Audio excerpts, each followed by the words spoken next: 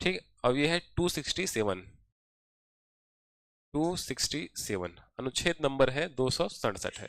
तो 3 ऐसे अनुच्छेद है जहां पर भारत सरकार की निधि या फंड के बारे में जानकारी हमको मिलता है। पहला जो निधि है उसको हम कहते हैं यहाँ पर संचित निधि। ठीक है, संचित निधि।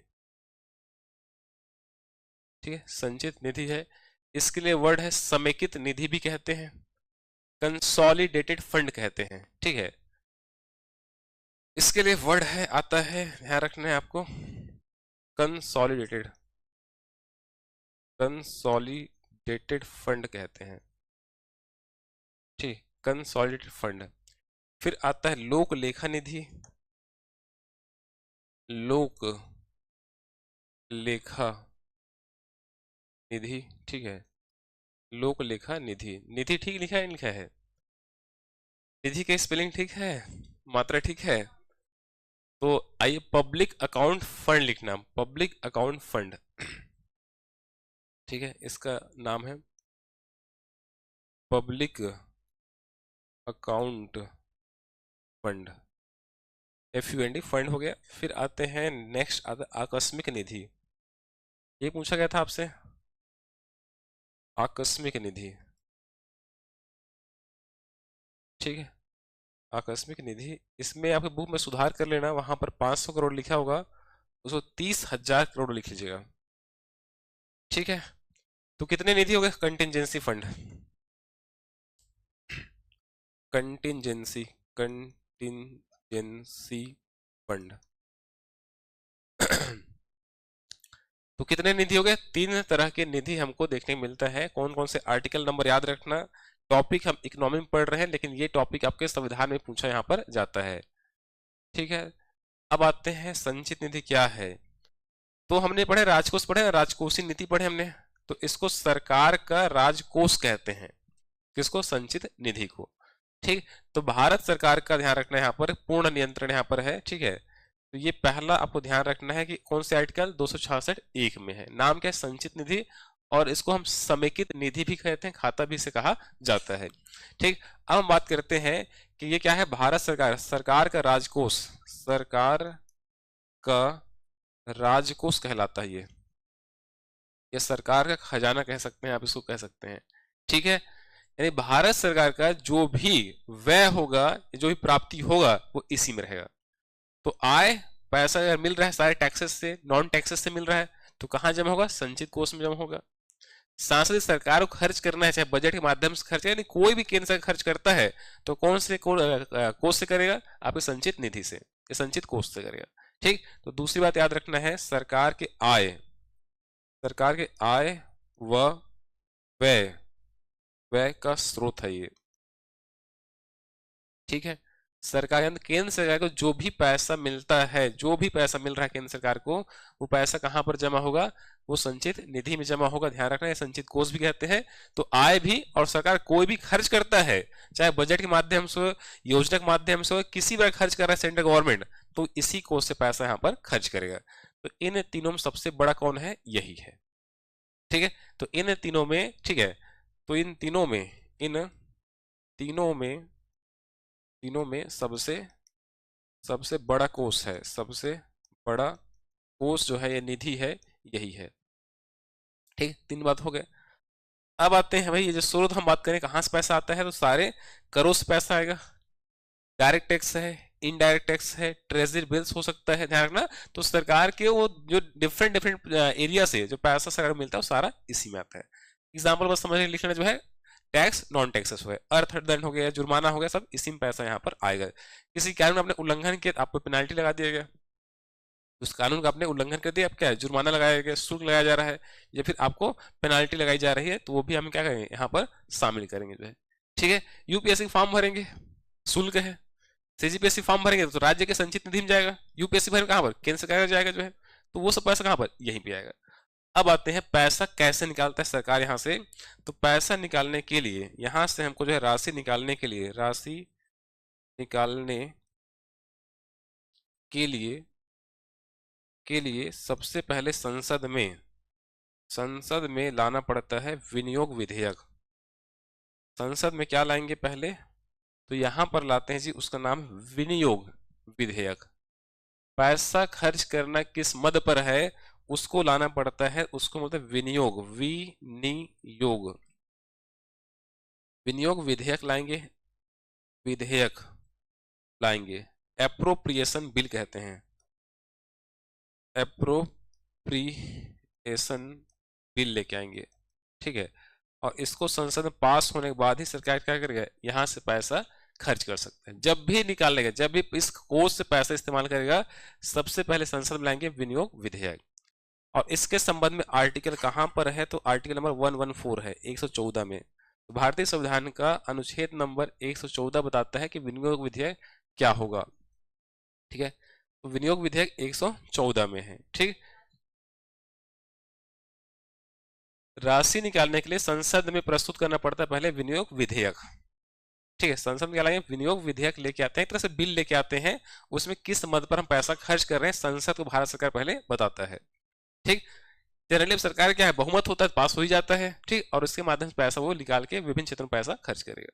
ज्यादा क्लियर है, तो ये आपको ध्यान रखना है। अब आते हैं लोक लेखा नीति, ये क्या है, तो फिर तो लोक लेखा का मतलब यहाँ पर होता है, ध्यान रखना है कि जितने भी, ठीक है, यहाँ पर याद रखना है आपको, जो पहले याद रखना है, यहाँ पर सरकार की क्या भूमिका होती है, तो यहाँ पर सरकार की भूमिका, इस फंड के लिए सरकार की भूमिका केवल एक बैंकर, सरकार की भूमिका लिखना, सरकार वर्ड में मिसिंग हो गया, सरकार की भूमिका बैंकर की होती है, ठीक है। इस अकाउंट पर भूमिका होगा सरकार का, वो होता है बैंकर की तरह, बैंकर, ठीक है। या कस्टोडियन, कस्टोडियन, ठीक है। बैंकर या कस्टोडियन के रूप में काम करता है केंद्र सरकार।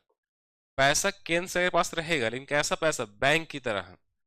बैंक में पैसा जमा करते हैं तो क्या बैंक जो है आपको वापस नहीं करेगा, क्या करेगा। बैंक में पैसा जमा करते हैं, आप सेविंग अकाउंट मान लो खुलवाए हैं, तो भाई पैसा जमा है तो क्या पैसा वापस नहीं करेगा, क्या देगा, देगा। जब निकालेंगे तब आपको पैसा आपको देना होगा। तो वैसे यहाँ पर जो पैसा आता है, उस पैसे को संभालने का, देखभाल करने का काम करता है केंद्र सरकार। और जब उसको आवश्यकता पड़े केंद्र सरकार का, तो भाई बिना विनियोग विधेयक लाए इसको इस्तेमाल कर सकता है। लेकिन जिनका पैसा है उनके मांग करने पर इसको वापस देना यहाँ पर पड़ता है, इससे हम कहते हैं लोक लेखा निधि कहते हैं। तो सरकार की भूमिका बैंकर या कस्टोडियन की होती है, पहला हो गया। दूसरा, ठीक है, दूसरा आप ले सकते हैं यहाँ पर कि जिन जिन जिन संस्थाओं या संगठनों का पैसा रहता है, संगठनों की राशि होती है,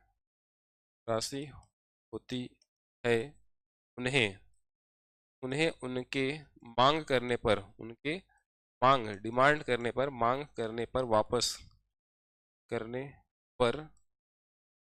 करनी होती है, ठीक है।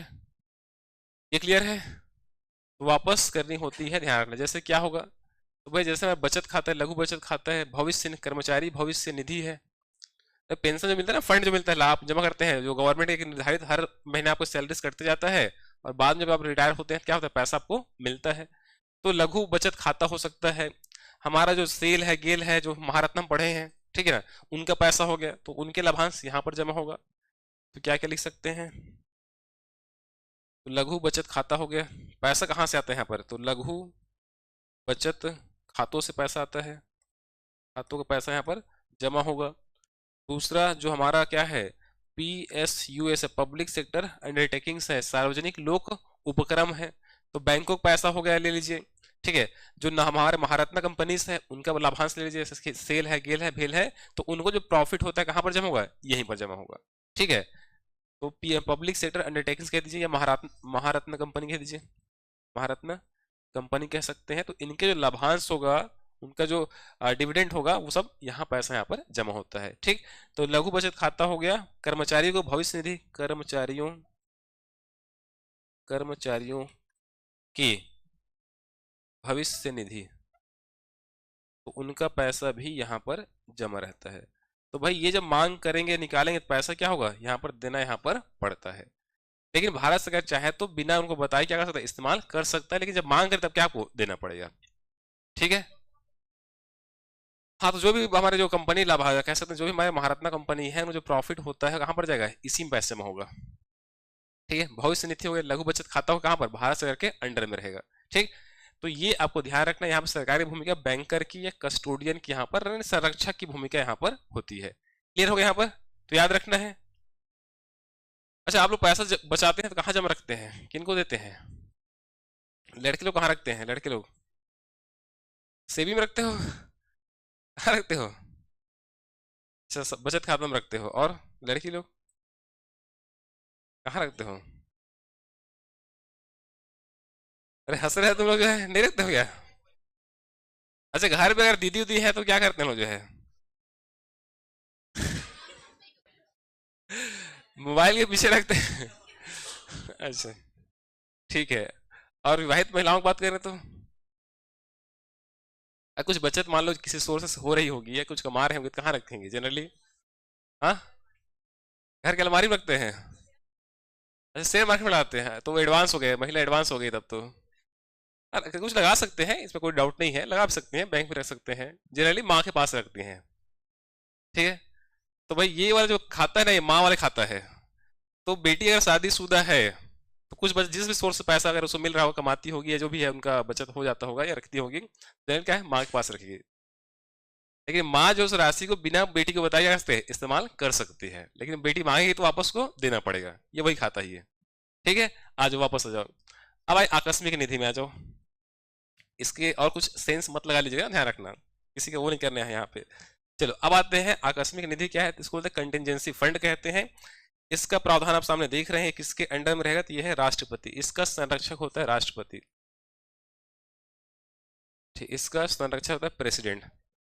क्या होगा, राष्ट्रपति होगा। क्या हो गया, तुम लोग अभी तीजा पोला में लटके हुए, क्या हो गया, क्या हुआ, अरे कुछ पूछना जल्दी पूछो ना, क्लास, सेकंड क्लास जाना है वहां पे, और क्लास अभी। चलो, तो आकस्मिक निधि का जो प्रावधान कह सकते हैं 267 में है, इसमें किसके अंडर रहेगा, राष्ट्रपति के। तो देश में कोई प्राकृतिक आपदा आ गया, बाढ़ आ गया, भूकंप आ गया, कुछ ज्वालामुखी विस्फोट हो गया या समुद्री तूफान आ गया, साइक्लोन आ गया, तो ऐसे कंडीशन में भारत सरकार को बताए बगैर, संसद में कोई विधेयक प्रस्तुत किए बगैर ही राष्ट्रपति इस कोष से पैसा निकालकर संबंधित क्षेत्र पैसा डिस्ट्रीब्यूट कर सकता है। क्लियर है। तो यहाँ पे संरक्षक कौन है, प्रेसिडेंट है, राष्ट्रपति। ये राष्ट्रपति के अधीन है, ध्यान रखना है आपको। और ये हम बात करते हैं किसमें इस्तेमाल कर सकता है, तो प्राकृतिक आपदाओं में, प्राकृतिक आपदाओं में उपयोग करता है। तो जैसे बाढ़ हो सकता है, बाढ़ हो सकता है, या चक्रवात कोई आ गया है, चक्रवात आ गया है, ठीक है ना, या बादल फटना वगैरह हो सकता है। ठीक, तो इन जो भी प्राकृतिक आपदा होते हैं, तो उससे जो प्रभावित लोग हैं उनको रिहेबिटेट करने के लिए, पुनर्वास स्थापित करने के लिए राशि को सरकार को बिना बताए संसद में कोई विनियोग विधेयक लाया ही क्या कर सकता है, राशि यहाँ पर डिस्ट्रीब्यूट करा सकता है। लास्ट टाइम राशि जो इसका था 500 करोड़ था, 500 करोड़ था। अभी ध्यान रखना, ये राशि जो है अब कितना हो गया है, 30,000 करोड़ यहाँ पर जोड़ दिया गया है। ठीक है। ये राशि कहाँ से आता है, तो संचित निधि से ही आता है, संचित निधि से ही पैसा यहाँ पर जमा होता है, ध्यान रखना जो है। तो ये जो निधि है, यहीं से पैसा कहाँ जाएगा, आपका आकस्मिक निधि में यहाँ पर रखा जाता है। ठीक है। तो याद रखना है, राष्ट्रपति, इसका बहुत से कह दीजिए कितना करोड़, 30,000 करोड़ है, प्राकृतिक आपदाओं में इस पैसे को इस्तेमाल किया जा सकता है।